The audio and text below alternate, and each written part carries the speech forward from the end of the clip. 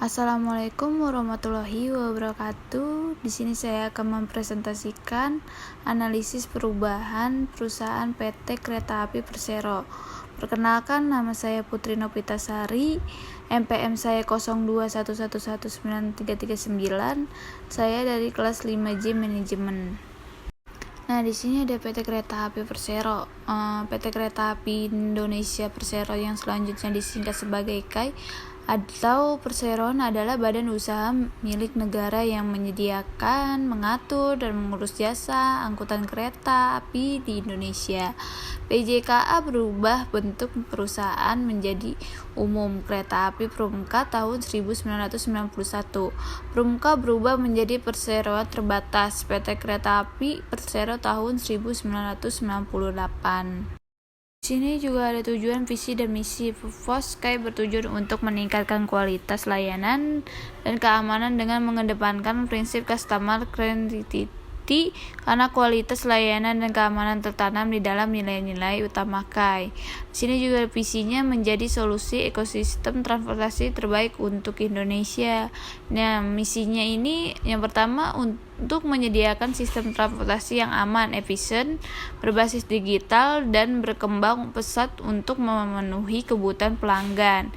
Yang kedua itu ada untuk mengembangkan solusi transportasi massal yang terintegrasi melalui investasi dalam sumber daya manusia, infrastruktur, dan teknologi. Yang ketiga itu ada untuk memajukan pembangunan nasional melalui kemitraan dengan para pemangku kepentingan, termasuk memperkasai dan melaksanakan pengembangan infrastruktur penting terkait transportasinya. Nah, selanjutnya perubahan dan pengelolaan akibat adanya disrupsi. Pada era disrupsi seperti sekarang, konsumen telah bergantung kepada berbagai kemudahan dan manfaatkan yang mereka dapatkan dengan menggunakan bermacam aplikasi yang telah tersedia pada smartphone. Beberapa kemudahan dan manfaat dapat dinikmati dengan menggunakan aplikasi tersedia, dan sistem e-boarding pass hanyalah salah satu dari sekian kemudahan yang ditawarkan PT KAI melalui aplikasi KAI Akses. Manfaat yang didapatkan dengan menggunakan aplikasi ini yaitu para konsumen menggunakan jasa kereta api dapat lebih menghemat waktu dan tenaga dalam melakukan pemesanan tiket kereta apinya. Nah, di sini ada analisis SWOT. Yang pertama itu ada kekuatan. Nah, kekuatan itu yang pertama ada jumlah kursi dalam kereta bisnis lebih banyak. Yang kedua itu ada tepat waktu sesuai jadwal. Yang ketiga itu ada fasilitas dalam kereta cukup lengkap. Yang keempat itu ada kenyamanan dalam kereta seperti bantal, selimut, sarana hiburan. Yang kelima itu ada tambahan fasilitas seperti cleaning seat, kenyamanan tempat duduk, charger HP, dan lain-lainnya. Yang keenam itu adanya CSO yang mencatat kebutuhan pelanggan.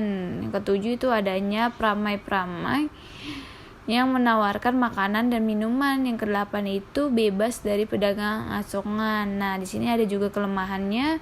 Yang pertama itu ada fasilitas KA kurang. Yang kedua itu ada respon kurang akan keluhan pelanggan. Nah, yang ketiga itu tidak ada snack menunggu per 3 jam. Nah, yang keempat itu tidak memiliki toilet ramah lingkungan. Yang kelima itu ada tidak dapat memenuhi kursi sesuai yang diinginkan. Yang keenam itu ada fasilitas TV kurang memuaskan. Tidak adanya perhitungan jumlah barang yang dibawa penumpang. Nah, di sini peluangnya itu yang pertama itu adanya karena yang kesannya yang baik di hati penumpang kereta api. Yang kedua itu ada kereta api dapat memuat penumpang maupun barang dengan skala besar dengan tarif yang relatif murah. Yang ketiga itu ada minat wisatawan domestik maupun menggerakkan untuk berwisata sangat tinggi. Yang keempat itu mobilisasi penduduk. Nah, yang kelima itu ada pertumbuhan moda transportasi darat yang semakin pesat menyebabkan perjalanan darat tidak dapat diprediksi waktu saat sampai di tempat tujuan. Setiap kota memiliki stasiun dan letak stasiun di tengah kota. Belum ada operator lainnya di bidang kereta api. Nah, selanjutnya itu ada strategi SEO.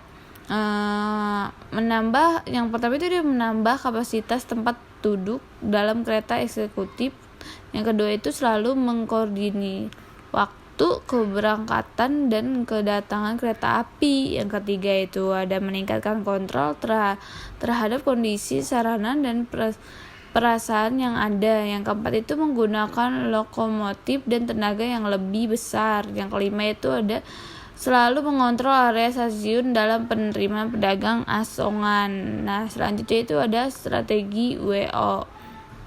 Yang pertama itu memberikan kemudahan dalam pembelian tiket online.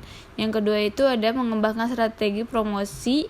Yang ketiga ini memberikan pembinaan kepada pegawai tentang pelayanan prima. Yang keempat ini ada melakukan perbaikan fasilitas. Yang kelima yang kurang berfungsi optimal. Yang keenam adanya pembatasan jumlah barang. Nah, yang selanjutnya ini ada ancaman. Yang pertama itu maskapai penerbangan yang membuka rute baru semakin meningkat. Yang kedua itu adanya penawaran harga lebih murah dari maskapai penerbangan maupun armada bis. Yang ketiga itu ada maskapai penerbangan menawarkan waktu lebih cepat. Yang keempat ada semakin banyaknya jasa travel yang menawarkan penumpang sampai ke tempat tujuan. Yang kelima tidak ada pemeriksaan barang menggunakan X-ray. Yang keenam tidak ada panduan keselamatan penumpang. Nah, selanjutnya ada strateginya. Strategi ST-nya itu pertama penambahan jalur kereta api menjadi double track, menerapkan pemeriksaan barang bawaan penumpang. Yang strategi WT yang itu pertama melakukan promosi yang lebih variatif. Analisis VUCA, volatility atau anomali. Ketika bisnis menghadapi situasi tidak menentu, situasi ini berjalan secara cepat yang berubah-ubah dan sangat kompetitif. PT KAI telah berusaha beradaptasi dan mengenali adanya perubahan dalam segi teknologi, sehingga kini beralih dari sistem konvensional menjadi digital. Pelayanan pun harus ditingkatkan, dimulai dari ketersediaan fasilitas yang memadai. Kini pengembangan berfokus pada orientasi digital seperti sistem pemesanan tiket KA yang dapat melalui berbagai platform online diiringi dengan pengembangan aplikasi KAI Akses melalui fitur canggih terkini berupa e-boarding pass, reminder, fitur location tanpa GPS dan cardboard berbasis AL bernama Low.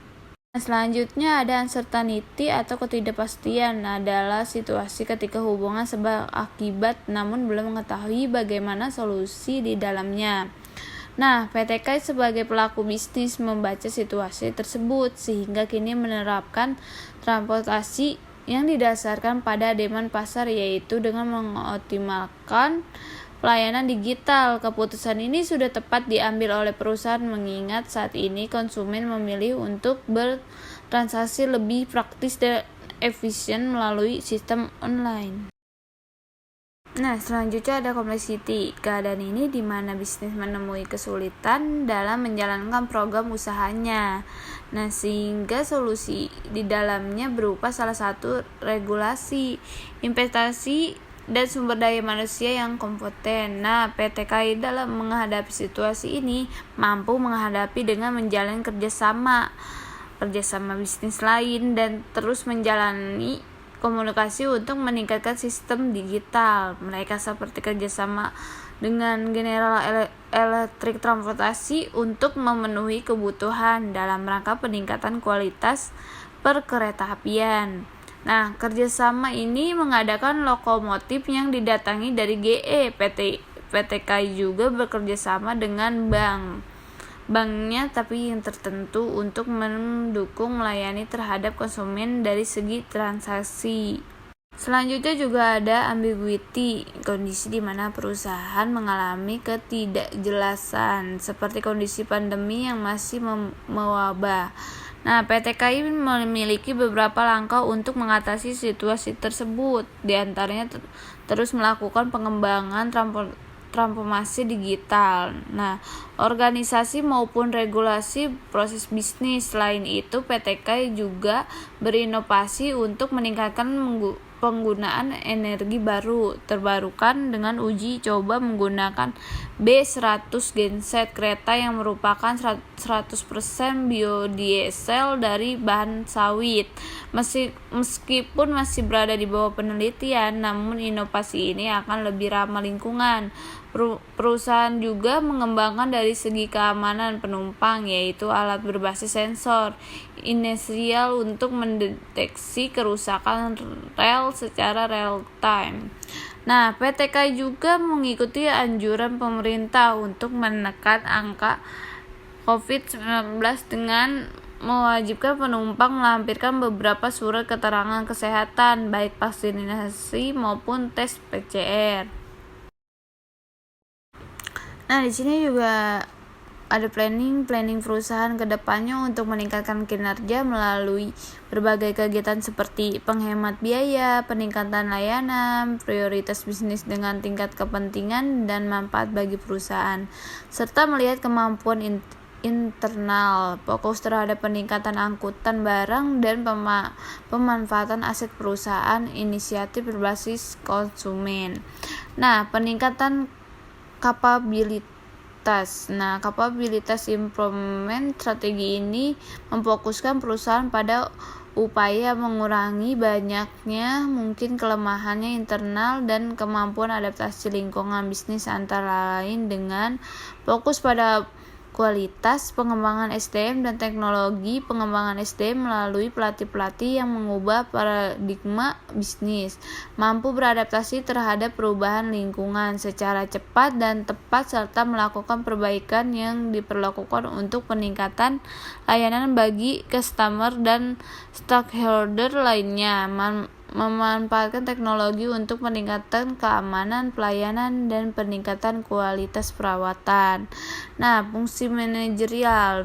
Organisasi yang ini adalah proses pengorganisasian pengelolaan keterampilan, maka kita bisa melihat bagaimana alur struktur kerja organisasi setiap unit perkeretaapian, bagaimana distribusi kereta dalam organisasi pengelolaan perkeretaapian tersebut, seksi yang terlibat dalam manajemen sarana dan prasarana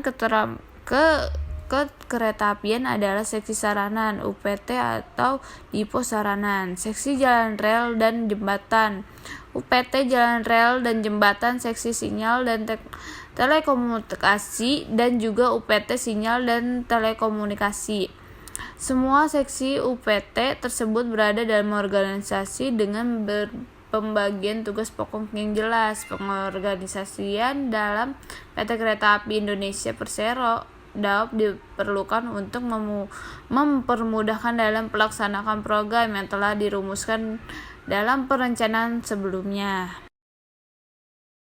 Nah, di sini juga ada pengarahan atau actuating. Nah, di sini koordinasinya merupakan tugas pimpinan yang dilakukan dengan mengusahakan agar semua kegiatan dapat selaras dan anggota-anggotanya dapat bekerja sama dengan baik sehingga tujuan dapat tercipta dengan efisiennya. Pengordinasian merupakan kegiatan penggerakan pegawai dalam organisasi PT Kereta Api Indonesia DAOP. Kegiatan ini dilakukan supaya terjadinya kerjasama di antara pegawai tersebut dalam melaksanakan penanganan terhadap sarana dan prasarana kekeretaapian. Koordinasi yang telah terjadi adalah koordinasi internal vertikal, yaitu menggambarkan bagaimana hubungan antara atasan dalam lingkup organisasi DAOP. Koordinasi internal horizontal menggambarkan hubungan antar unit kerja yang kedudukannya sama dalam satu lingkup organisasi DAOP. Koordinasi eksternal vertikal menggambarkan bagaimana hubungan antara PT Kereta Api Indonesia DAOP. Nah, di sini ada fungsi manajerialnya, ada pengawasan controlling. Dalam PT Kereta Api Indonesia Persero DAOP, proses pengawasan menggambarkan bagaimana alur kegiatan. Nah, kontrol dan pengendalian dalam pengelolaan sarana dan prasarana perkeretaapian. Bagaimana seorang pimpinan harus mengevaluasi dan menilai pekerjaan yang dilakukan para pembawahan. Demikian juga bagaimana seorang pimpinan membimbing bawahan agar melakukan prosedur kerja yang benar agar tidak terjadi kesalahan selama kegiatan pengelolaan sarana dan prasarana perkeretaapian, dan semua kegiatan yang dilakukan adalah sesuai dengan perencanaan yang telah dibuat. Pengawasan yang ada di DAOP adalah pengawasan yang dilakukan secara internal oleh pihak-pihak yang berasal dari PT Kereta Api Indonesia DAOP, dan juga pengawasan yang dilakukan secara eksternal, yaitu dilakukan oleh pihak di luar PT Kereta Api Indonesia DAOP. Selanjutnya yaitu kesimpulan. Berdasarkan hasil analisis tersebut, maka PT KAI masih mampu bersaing dengan jasa transportasi di Indonesia dengan beberapa solusi dalam menghadapi risiko dan memanfaatkan peluang bahkan ketika di masa pandemi melalui berbagai pengembangan dan perbaikan khususnya secara transportasi digital. PT KAI masih mampu sustain dalam persaingan jasa transportasinya. Terima kasih, sekian dari presentasi saya. Wassalamualaikum warahmatullahi wabarakatuh.